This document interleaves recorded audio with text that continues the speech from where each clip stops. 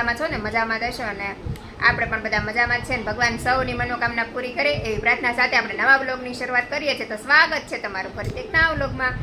આપણે અત્યારે ઓમભાઈ ટિફિન દઈ આવ્યા અને ધાર્મિકભાઈને લઈ આવ્યા. જો ધાર્મિકભાઈ અત્યારે જમવા બેસી ગયા છે અને પાઉંભાજી ખાઈ છે ધાર્મિકભાઈ.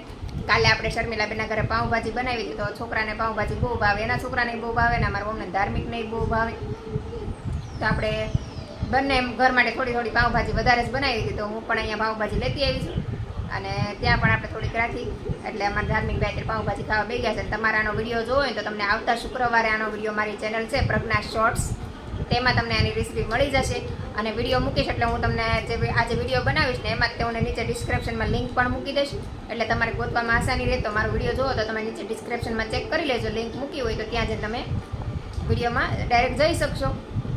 અને હું બધા જ વિડીયોમાં નીચે લગભગ લિંક મૂકી જ દઉં છું એટલે તમારે ગોતવામાં આસાની રહે. તો ગમે ત્યારે મારી કોઈ પણ રેસીપી તમારે જોઈએ તો મારા વિડીયોમાં જઈને વિઝિટ કરજો નીચે ડિસ્ક્રિપ્શનમાં એટલે તમને લિંક મળી જશે ને તમે ડાયરેક્ટ મારી ચેનલમાં પહોંચી જશો. અને મારી ચેનલ છે પ્રજ્ઞા શોર્ટ્સ, કુકિંગની ચેનલ છે. જો તમે નવા હોય તો એમાં જઈને વિઝિટ કરજો અને મારી રેસીપી તમને પસંદ આવે તો લાઇક, શેર અને સબસ્ક્રાઈબ કરવાનું ભૂલતા નહીં. અને બીજી પણ એક ચેનલ છે કુકિંગની, એ છે આપણે પ્રજ્ઞા કુક એન્ડ બ્લોગ શોર્ટ્સ. એમાં પણ તમે જઈને વિઝિટ કરજો. એમાં તો બહુ બધા વિડીયો 500 વિડીયો મૂકી દીધા કેમ કે મારી ફર્સ્ટ ચેનલ છે અને પ્રજ્ઞા શોર્ટ્સ છે એ મારી બીજી ચેનલ છે. તો બંને ચેનલમાં જઈને તમે વિઝિટ કરજો અને મારી રેસીપી તમને પસંદ આવે એમ તો શેર કરજો, લાઇક કરજો અને કોમેન્ટ કરીને જણાવજો કે તમને મારી રેસીપી કેવી લાગી. તો આજે સવારથી વરસાદ શરૂ છે. જો અત્યારે પણ વાદળા થઈ ગયા છે, અત્યારે વરસાદ રહી ગયો છે થોડોક. તો આજે સવારથી વરસાદ આવતો હતો તો આપણે 11:30 વરસાદ બંધ થયો તો આપણે ઓમભાઈને ફટાફટ ટિફિન લઈ આવ્યા અને મારા ધાર્મિકભાઈને લઈ આવ્યા. તો ધાર્મિકભાઈ તો જમવા બેસી ગયા છે અને અમારે રોટલી બનાવવાની છે તો આપણે રોટલી બનાવીને પછી જમવા બેસું. તો ચાલો બધા જમવા, આપણે ધાર્મિકભાઈ બેસી ગયા છે અને આપણે પણ જમવા બેસી જઈએ.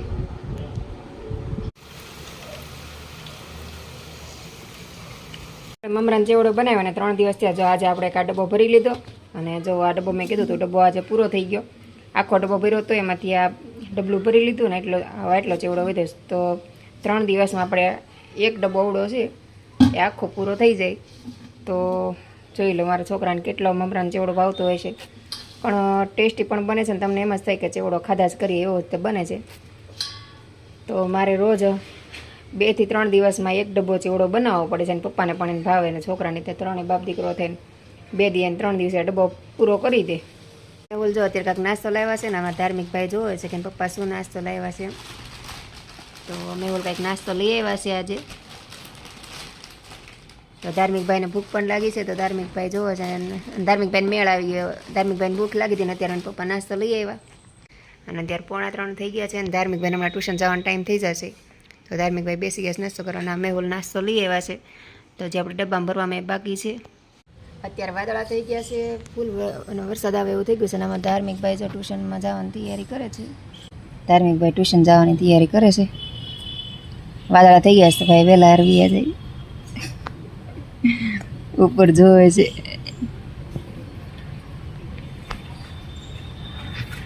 ધાર્મિકભાઈને હમણાં સાયકલ આવડી ગઈ છે, ગાડી આવડી ગઈ છે, મજા આવી ગઈ છે. નાસ્તો કેટલો બધો લઈ આવ્યો નાસ્તો જોઈ લઈએ અને ડબ્બામાં ભરી લઈ. આજ મમરાનો ચેવડો ડબ્બો ખાલી થયો જ છે. જો આજ મમરાનો ચેવડો પૂરો થઈ ગયો, ડબ્બો ખાલી થઈ ગયો, ડબ્બો ઉઠકી નાખ્યો. તો હવે મેં નાસ્તો લઈ આવ્યા છે ને તો નાસ્તો આપણે બધામાં ભરી લઈએ. પહેલાં તો આપણે કાઢી લઈએ બધું બહાર.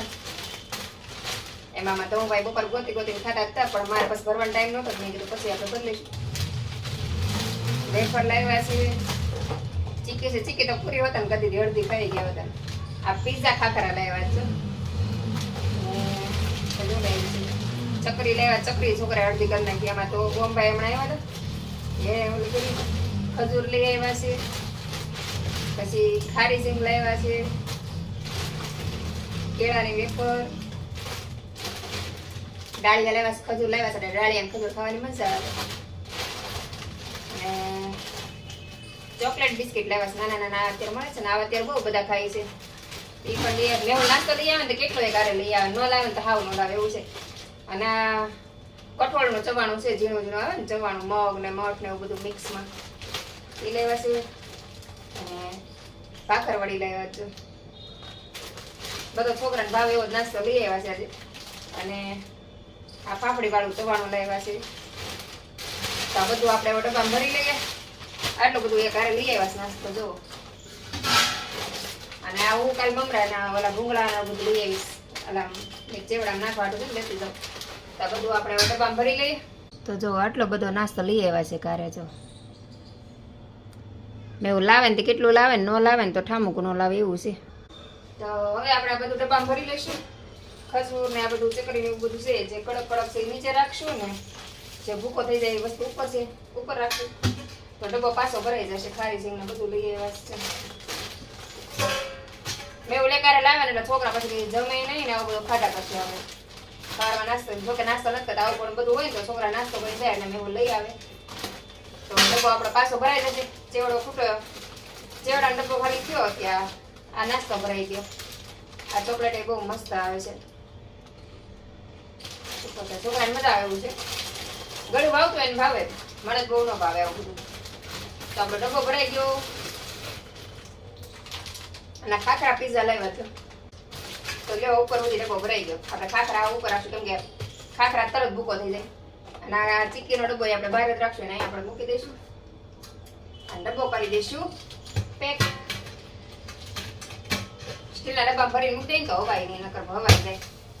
અને હવે આ ડબ્બો આપણે ચડાવી દઈશું ઉપર નકર નીચે રાખશું તો છોકરા ખા કરશે ને જમવાનું જમે નહીં પછી. તો આપણે ડબ્બો આખો ભરાઈ દેજો. ડબ્બો હવે ઉપર ચડાવી દઈશું. અમારે ઓમભાઈ તોય ઉતારી લેશે નીચે. અને આ મીઠા લીમડાની પાન લઈ શર્મિલાબેન પાસે તો મેહુલ માટે છે ને ઓલું પાવડર બનાવવાનો પણ આ લીમડા માટે હતી વસ્તુ કેદીને લઈ આવીશું.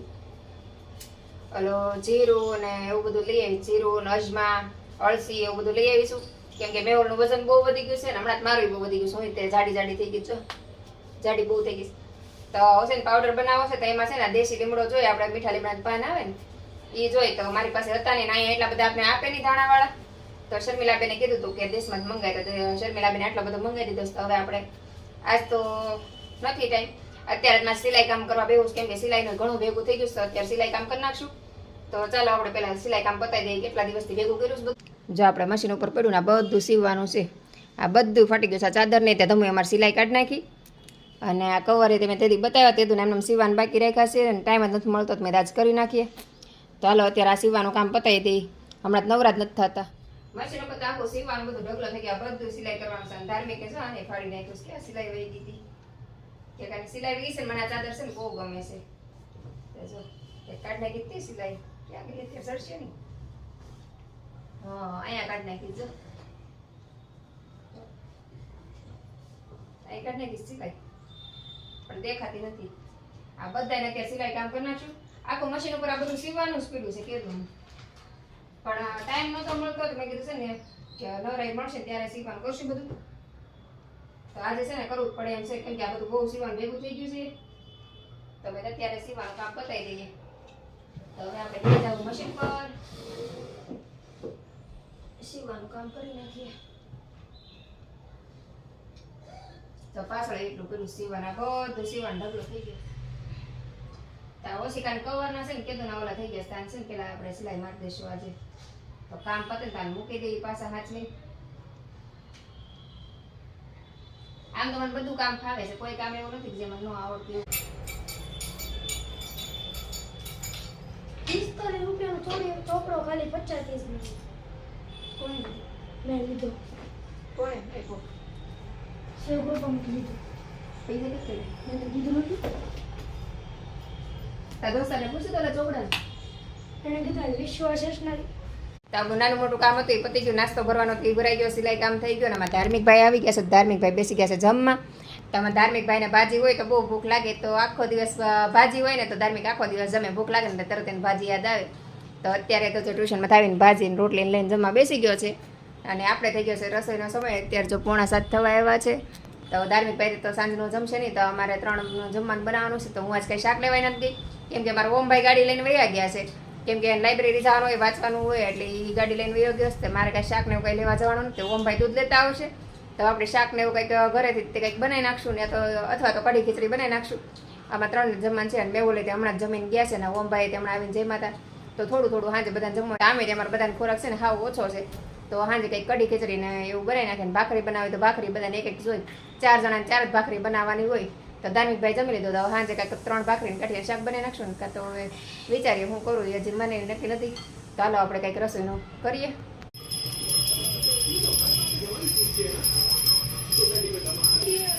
અત્યારે આપણે કામકાજ કરી નવરા થઈ ગયા ને અમારા ઓમભાઈ ધાર્મિકભાઈ બેન એક્ઝામ આવે છે તો એ બે વાંચે છે ને આપણે બે આવ્યા અંદર. તો આજનો વિડીયો આપણે અહીંયા જ પૂરો કરશું. તો વિડીયો પસંદ આવ્યો હોય તો લાઈક શેર અને સબસ્ક્રાઈબ કરવાનું ભૂલતા નહીં. તો ફરીથી મળશું કાલે એક નવા વિડીયો સાથે. જય હિન્દ, જય ભારત, ગુડ નાઇટ.